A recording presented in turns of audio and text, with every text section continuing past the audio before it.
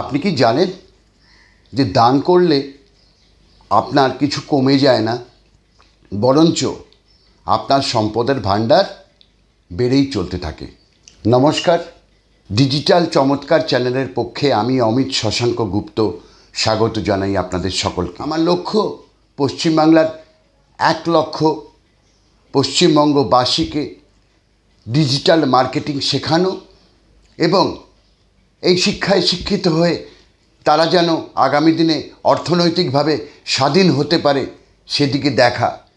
আর এই লক্ষ্য নিয়ে আমি এগিয়ে চলেছি আমার অভীষ্টের দিকে। আপনাদের সকলকে একান্ত অনুরোধ, আমার এই প্রসারণ শুনে যদি আপনাদের ভালো লাগে তাহলে আমার চ্যানেলটিকে সাবস্ক্রাইব করুন, লাইক করুন, কমেন্ট করুন এবং আপনার প্রিয়জন অর্থাৎ আপনার প্রিয় বন্ধুবান্ধব এবং আত্মীয় স্বজনের সঙ্গে শেয়ার করে দিন বা ভাগ করে দিন, যাতে তারাও জানতে পারে আমাদের এই প্রচেষ্টার কথা।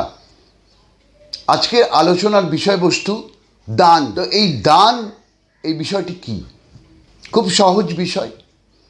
আপনার কাছে যতটুকু পয়সা আছে, আপনি যতটুকু রোজগার করেন তার থেকে একটা অংশ আপনি দান করে দেবেন এবং আপনি যে দানটি করবেন সেটা যদি ডান হাতে করেন তাহলে এমনভাবে করবেন তা যেন আপনার বাঁ হাতও জানতে না পারে। আপনি দান করলেন আর তারপরে তাকে কথা শোনাতে শুরু করলেন, সেই দানের কোনো মূল্য নেই। তাই দান করুন আর আপনার অভীষ্ট লক্ষ্যের দিকে আপনি এগিয়ে যান। তো দান কিভাবে করবেন? ধরে নেওয়া যাক আপনার রোজগার 10টি টাকা প্রতিদিন। আপনি 10টি টাকার থেকে 1টি টাকা বাঁচাবেন, অর্থাৎ 10% টাকা। আর এই 10% টাকা আপনার যাকে ভালো লাগে।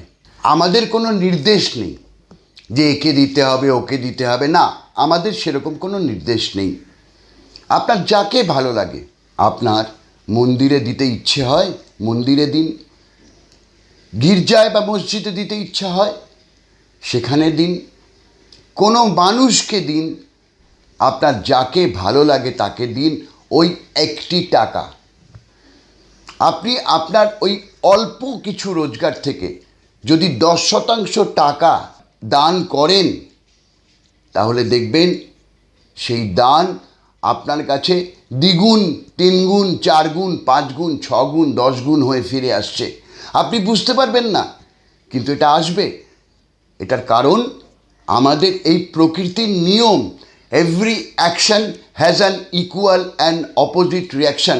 আমি আগের ভিডিওতেও বলেছি, প্রত্যেকটি ক্রিয়ার সমান ও বিপরীত প্রতিক্রিয়া আছে। যেমন আজকে আপনি কাউকে দান করলেন, আগামীকাল আপনাকেও কেউ দান করে চলে যায়। আপনি বুঝতেও পারবেন না, জানতেও পারবেন না।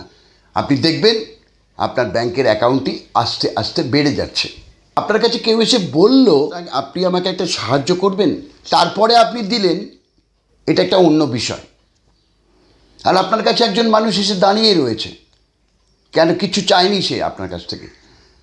আপনি তাকে দেখে ভাবলেন বা বুঝতে পারলেন সেই মানুষটি আপনার থেকে দরিদ্র, তাকে আপনি নিজের থেকে কিছু দিলেন, সেই বিষয়টা অন্য। তাই আপনাদের সকলের কাছে আমার অনুরোধ, একান্ত অনুরোধ, আপনারা দান করুন। আমাদের তো এখন এমন অবস্থা হয়েছে, আপনি যদি কাউকে একটা কাজ দেন, সে যদি কাজটি করেও দেয় তারপরেও আপনি তাকে কিছু দিতে চান না, তো কোথায় যাবেন? এই টাকা পয়সা সম্পত্তি নিয়ে কোথায় যাবেন? আসবার সময় এরকমভাবে এসছেন, দুটো হাত বন্ধ করে, আর যাবার সময় হাত খুলে যাবেন। হাত দুটো খোলা থাকবে, কিচ্ছু নিয়ে যেতে পারবেন না। আপনার ধন, ঐশ্বর্য, সম্পত্তি, টাকা পয়সা, আপনার আত্মীয় স্বজন সকলকে পিছনে ফেলে আপনাকে একলা একলা যেতে হবে। তাই প্রকৃতি ঠিক করে দিয়েছে যে আপনি কিভাবে আপনার জীবনটা কাটাবেন, আর এই সমস্ত কিছুটা মনের সঙ্গে সম্পর্কযুক্ত। আপনার বাড়িতে একজন এলো, আপনি তাকে আনন্দ ভরে আপনার ঘরে যা আছে, কিছু যদি নাও থাকে, একটু চিনি থাকে, তাহলে সেটা দিলেন। আপনার মনটা প্রসন্ন হয়ে গেল, আনন্দে ভরে গেল। আর আপনার বাড়িতে একজন এলো, আপনার তাকে দেখে বিরক্ত লাগলো, বললেন না একে কী দেবো, এক গ্লাস জল দিলেন। আপনি জিজ্ঞাসাও করলেন না যে তার খিদে পেয়েছে, কিছু খাবেন। বরঞ্চ আপনি পরে, উনি চলে যাওয়ার পরে 4 জন লোককে বলতে শুরু করলেন, দেখেছো, কথা নেই বার্তা নেই এসে হাজির হয়। আরে আপনার বাড়িতে যদি একটা মানুষ আসে, আপনার ভালো লাগে কি লাগে না?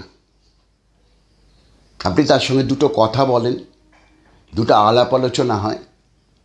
আমাদের পশ্চিমবাংলায় পুরো ব্যবস্থাটা ভেঙে চুরমার হয়ে গেছে। একান্নবর্তী পরিবারগুলো ভাঙতে ভাঙতে ভাঙতে ভাঙতে টুকরো টুকরো হয়ে গেছে। আমার যে বাবা কাকা, যে পিসিদের মধ্যে একজনের সঙ্গে অন্যজনের সখ্যতা ছিল, প্রত্যেকটি সম্পর্ক ভেঙে চুরমার। কেউ কারোর সাথে যোগাযোগ রাখে না। যোগাযোগ তো দূরের কথা, একটা ফোন করলে ফোনও তোলে না। দুঃখ হয়। আমি অন্য কারোর বিপদ হলে আমাকে কেউ বলেনি যে তুমি ওর পাশে গিয়ে দাঁড়াও, আমি দাঁড়িয়েছি। আর আজকে আপনারা ভাবুন, আপনারা দেখুন, আপনারা উপলব্ধি করুন, আর মানুষকে সাহায্য করুন। নিজের মন থেকে সাহায্য করুন। আমি বলছি বলে সাহায্য করবেন না। আপনার ওই সাহায্যটুকু আপনার কাছে 2 গুণ, 3 গুণ, 4 গুণ, 5 গুণ হয়ে ফিরবে। তাই আপনাদের সকলকে আবার দান করার কথা বলে আমার আজকের এই প্রসারণ আমি শেষ করলাম। ভালো থাকবেন। সকলকে অনেক অনেক শুভেচ্ছা, প্রীতি ও ভালোবাসা।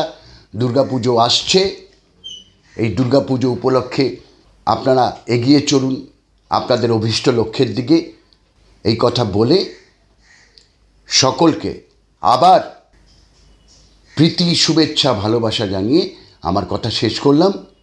ভালো থাকবেন, আবার দেখা হবে। নমস্কার।